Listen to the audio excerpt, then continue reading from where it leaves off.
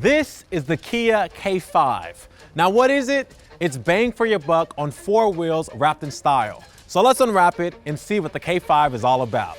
Hey, what's up everybody? I'm Desola from Edmunds, and we painstakingly test and review hundreds of cars every single year, while CarMax expertly appraises, buys, and sells thousands and thousands of them. So we decided to combine forces to help you find your next car.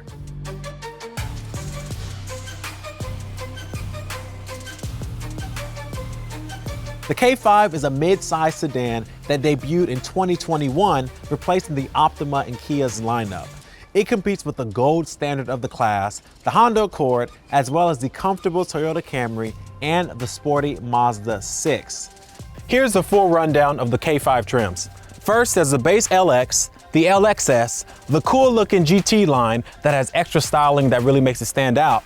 And then there's the EX, which is what we have right here today. And finally, there's the turbocharged GT, which is the fastest K5 that you can buy. So today we're gonna take a look at the EX. Now this is a sharp looking car. In fact, we'd say that it's the best looking car in the class. CarMax sells 2021 K5s for an average of $31,734, which is higher than most of its closest competition. But is it worth it? Well, let's take a closer look and find out. The interior design scores big points in our Edmunds testing. There's lots of great looking materials and plenty of soft touch surfaces in the right spots. Now, of course, there are some cheap plastics here and there, and I gotta say, some of these bits do look kind of fake up close, but it's not a shocker for the price point. Our editors think that the Honda Accord offers better materials, but then again, the K5 really does strike a good balance between style and comfort. Front passengers have plenty of space and the seats offer good adjustability, but both are average for the class. Now the sloping roofline means that rear passengers have to duck when getting in, but once you're seated, there's tons of room. Now this is a family sedan after all, and the K5 is equipped with 2 sets of latch points for car seats. Another benefit of the sloping roofline, besides its good looks of course, is that the trunk is tall. It's also pretty wide and the load floor is low. Trunk space is above average for the class, and it stacks up pretty well against the closest competition.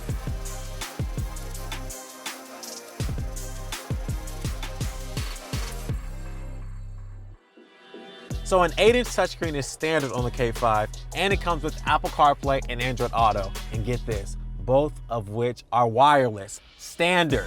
I love that. I love that. Now, if you're somebody who wants a larger screen, there is a 10.25-inch screen available on the GT line, the EX, and the GT. Now, some other highlights include up to 5 USB ports, depending on the level of K5 you go with. Plus, there is an optional wireless charger like we have right here.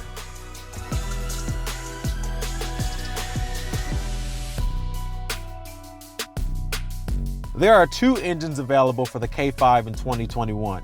The GT gets a fantastic turbocharged 2.5-liter 4-cylinder that has near top of the class power numbers. Now every other K5 gets a 1.6-liter 4-cylinder, which we have in this car. Now its numbers aren't impressive, but the good thing about it is that it doesn't feel underpowered. And combined with the silky 8-speed automatic transmission, it feels nice and smooth. Now, it's a similar story when it comes to steering and handling. It doesn't really take much effort to steer, and it feels capable in the corners, but it doesn't rise to the level of a sports sedan like the Mazda 6.